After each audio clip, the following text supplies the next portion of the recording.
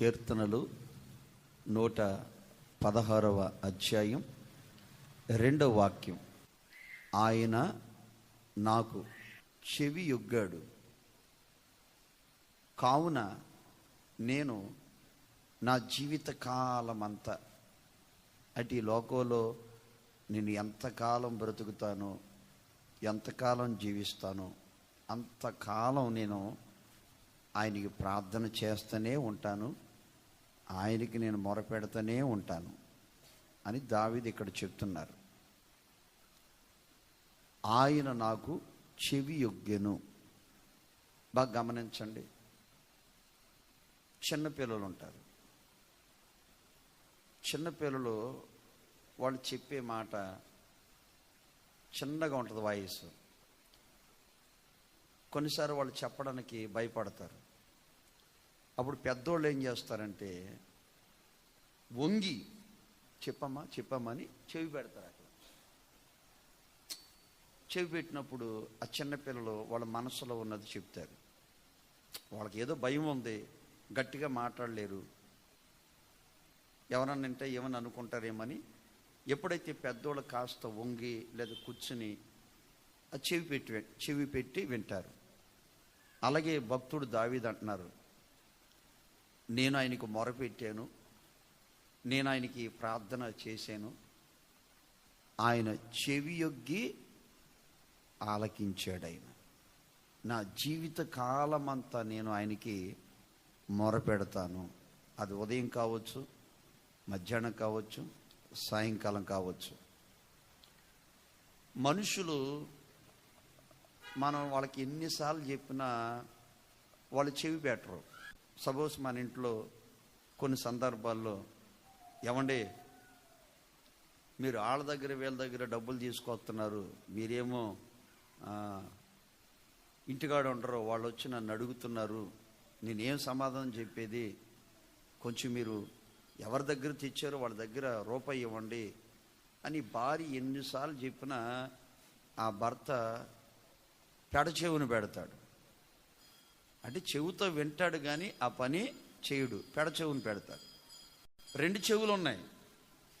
కొన్నిసార్లు ఇంట్లో ఉన్న పిల్లలు కూడా తల్లి చెప్తారు, అమ్మాయి వయసులో ఉన్నారు మీరు, కాబట్టి ఈ టైంలో మీరు వాక్యం చదువుకోవాలి, ప్రార్థన చేసుకోవాలి. ఇదేంటమ్మాయి ఫోన్తో ఆటలాడుకుంటారు, గేమ్స్ ఆడుతూ ఉంటారు, వాట్సాప్లో మీరు మెసేజ్లు పెడతా ఉంటారు అని ఎన్నిసార్లు వాళ్ళ అమ్మ చెప్పినా వాళ్ళు చెవి ఒగ్గరు. అరే మా అమ్మ నా మంచి కొరకే చెప్తుంది కదా, వినరు. అవునా కదా?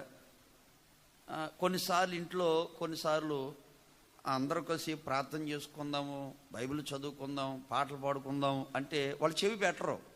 ఏంటండి రే ట్యూషన్కి వెళ్ళరా అంటే ఆడిండవు.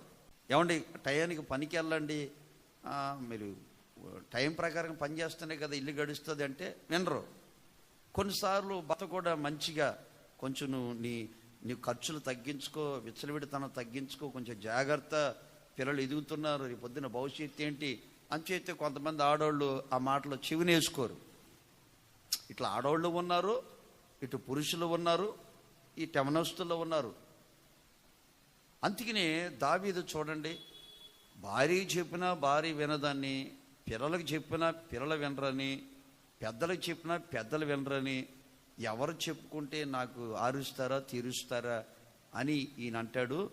తన గుండెలో ఉన్న బాధనంతా కూడా దేవుని దగ్గర చెప్తుంటే ఆయన చెవి యొగ్గి ఆలకించాడంట. ఆయన నా మాటలకి చెవి యొగ్గాడే, నా మాటలకి దేవుడు చెవి యొగ్గటం ఏంటి, ఆయన వంగటం ఏంటి, చెవి యొగ్గటం ఏంటి, నేను ఏ పాటి వాడిని, నేను నరపుత్రుని కదా, నేను బొమ్మను కదా, ఒక మట్టి ప్రాణిని కదా, ఆ సృష్టికర్తే నాకు చెవి యొగ్గాడే, అమ్మో ఆయన ఎంత గొప్ప దేవుడు, నా జీవిత కాలం అంతా కూడా నేను ఆయనకు ప్రార్థన చేస్తాను. కొంతమంది చూడండి, ఒక పూట ప్రార్థన చేస్తే 3 రోజులు ప్రార్థనలో ఉండరు. ఒక ఆదివారం ఎక్కడన్నా వాక్యం విన్నారనుకో, ఉత్సాహం ఎక్కువయ్యి ఆ మరుసటి రోజు లేచి ప్రార్థన చేస్తారు, తర్వాత మళ్ళాడు ఉండదు. అంటే కొంతమందిని ఎంకరేజ్ చేస్తే కనుక చేస్తారు, లేకపోతే చేయరు. కానీ ఈయనేమంటున్నాడు, ఆయనే చెప్తున్నాడు ఏమనంటే, ఆయన నాకు చెవి యొగ్గాడు కాబట్టి, నా విషయాలు విన్నాడు కాబట్టి, నా జీవితకాలం అంతా నేను ఆయన ప్రార్థన చేస్తాను. చూడండి, ఆయన ఏం చెప్తే దేవుడు చెవి యొగ్గాడు. అక్కడ చూడండి 3వ వాక్యం. ఏ బంధకాలంట? మరణ బంధకాలు నన్ను చుట్టుకుని ఉండెను, పాతాళపు వేదనలు నన్ను పట్టుకుని ఉండెను, శ్రమయు దుఃఖము నాకు కలిగెను. మరణ బంధకాలు. ఏ బంధకాలు అంటే, మరణం అంటే ఇప్పుడు మనం వెళ్ళేటప్పుడు ఇది యాక్సిడెంట్ అయి దెబ్బలు తగిలి కొన ప్రాణంతో ఉన్నామని కాదు అక్కడ అర్థం. మరణ బంధకాలంటే ఆ జీవితంలో ఎప్పుడు దుఃఖము వేదన నిట్టూర్పులు. దుఃఖము వేదన, ఒక వేదన అనేది ఒక మరణ బంధకం.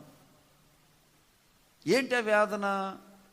ఇంట్లో ఎదిగిన పిల్లలు ఆ తల్లి మాట తండ్రి మాట వినకపోతే వేదనే కదా. అప్పుల వాళ్ళు వచ్చి పద్దాగా అడుగుతుంటే వేదనే కదా. కష్టాజీతం అంతా కూడా హాస్పిటల్ పాలైపోతుంటే వేదనే కదా. ఏమండి, సహకరించవలసిన భర్త 4 రూపాయలు ఇంటికి తీసుకురాకుండా త్రాగుడికి సిగరెట్కి పేకాటకి ఆడుతూ ఉంటే వేదనే కదా. ఇలాంటి వేదన దుఃఖము అనేకులు కలుగుతుంది. అదే దావీదు జీవితంలో కొడుకుని బట్టో, లేకపోతే కూతుర్ని బట్టో, లేకపోతే సైన్యాన్ని బట్టో, ప్రజలను బట్టో, మామను బట్టో దుఃఖము వేదనైన మరణ బంధకాలు వెంటాడుతుంటేనంటే ఈ విషయాలన్నీ ఎవరితో చెప్పుకున్నాడు?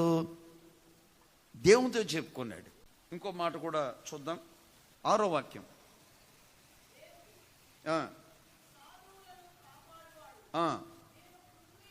అదిగో చూడండి, ఆయన ఏమైపోయాడంటే, నేను కృంగి ఉండగా ఆయన కృంగిపోయాడంట. ఒక 4 నెలల కిందట ఒక 3 వారాలు ఒక అన్న చర్చికి రాలేదు. 3 వారాలు చర్చికి రాలేదు ఏంటి అని అడిగితే, అన్న కొంతమంది అవసరాన్ని బట్టి వాళ్ళు నాకు డబ్బులు ఇచ్చారన్న, వాళ్ళు అడుగుతుంటే నేను కృంగిపోయి చర్చి కూడా మానేశానని ఏడుస్తున్నాడు. అప్పుడు నేను అన్నాను, తమ్ముడా నేను ఎట్లా అంటున్నాను నువ్వేమనుకోవద్దు. వాళ్ళు అడుగుతున్నారని చర్చి మానేసి కృంగిపోయావు కరెక్టే. వాళ్ళు అడిగిన వెంటనే నీకు ఇచ్చారా లేదా? వాళ్ళదో వాళ్ళు ఎక్కడి నుంచి తెచ్చారో మరి. ఇచ్చినోడు నువ్వు ఇంటికి వస్తే ఇంటికాడ ఉండవు, ఎక్కడన్నా అడగాలి. మందిరానికి వచ్చావు కాబట్టి కనపడ్డావు కాబట్టి అడుగుంటారు. నేను కావాలని నిన్ను అడగరక, కనపడ్డావు కాబట్టి నేను అడుగుంటారు. మరి ఎన్ని నెలలు అయి ఉంటుంది నువ్వు తీసుకుని? అందుకే నేను కృంగిపోయాను. అంటే ఇలాగా చాలామంది రకరకాలుగా కృంగిపోతూ ఉంటారు. కృంగిపోయిన దావీదు, దుఃఖంలో ఉన్న దావీదు, వేదనతో ఉన్న దావీదు చెప్తున్న మాట, నా విషయాలన్నీ దేవునితో చెప్పుకుంటే ఆయన ఒక్కడే చెవియొగ్గి ఆలకించాను. ఇంకో మాట కూడా చూద్దామా? 12వ వాక్యాన్ని చూడండి. అదిగో ఎప్పుడే రిజల్ట్ వచ్చేసింది ఆయనకి. ఎప్పుడైతే మరణ బంధకాల్లో ఉన్నాడో, ఎప్పుడైతే దుఃఖంలో ఉన్నాడో, ఎప్పుడైతే కృంగిపోయాడో, తన గుండెల్లో ఉన్నదంతా కూడా మొర్రపెడుతూ ప్రార్థన పూర్వకంగా దేవుడికైతే చెప్పాడో, చెవి ఆలకించాడో. ఇప్పుడు చదవండి. దేవుడు నాకు చేసిన ఉపకారాలన్నిటికీ నేను ఆయనకి ఏమి చెల్లిస్తాను? రక్షణ పాత్రను చేతపుచ్చుకుని దేవుని నామాన్ని ప్రార్థన. ఎందుకంటే నేను మరణ బంధకాలు ఉన్నప్పుడు ప్రభువు చెప్పాను, కృంగిపోయినప్పుడు ప్రభువుకు చెప్పాను, శ్రమలో ఉన్నప్పుడు ప్రభువుకు చెప్పాను, దుఃఖంలో ఉన్నప్పుడు ప్రభువు చెప్పాను. అందుకే నాకు ఏం చేశారంటే, ఆయన నాకు ఉపకారం చేశాడు. నేను రక్షణ పాత్రను చేత పట్టుకుని నా దేవుని నామంలో ప్రార్థన చేస్తూ నేను ఆయనకి కృతజ్ఞతాస్తుతులు. అంటే చూడండి, ఆయన ఎక్కువసేపు ఆయనకి సమయాన్ని అనేది పట్టకుండా తక్కువ టైంలోనే దేవుడు తన జీవితంలో అక్కడ కార్యం చేసినట్టుగా నాకు ఎంతగానో ఉపకారం దేవుడు చేశాడు. ఇంకా 16వ వాక్యాన్ని చదవండి. నీవు నా కట్లు విప్పి ఉన్నావు. అది బాబోయ్, ఆయన ఆయన ఏది మరణ బంధకములోను, వేదన అనే కట్లో, దుఃఖం అనే కట్లో, శ్రమలనే కట్లో, వీటన్నిటిలో కట్టబడి ఉంటే దేవుడు తన కట్లన్నీ విప్పేశాడంట. నేను దేవునికి కృతజ్ఞత స్తుతులు చెల్లిస్తున్నాను. ఎందుకంటే వేదనతో ఉన్న నాకు, దుఃఖంతో ఉన్న నాకు, శ్రమలో ఉన్న నాకు, మరణ బంధకాల్లో ఉన్న నాకు ఆయన నాకు ఉపకారము చేశాడు. నా కట్లన్నీ ఇప్పేశాడు. ఇప్పుడు నేను ఆయన దగ్గర కృతజ్ఞత అర్పణ నేను అర్పిస్తాను. ఆమేన్. మీ 2 చేతులు పైకెత్తండి. ఒక సేవకునిగా మిమ్మల్ని నేను ఆశీర్వదిస్తాను. మీకున్న కట్లన్నిటి నుంచి నా దేవుడు విడిపించునుగాక.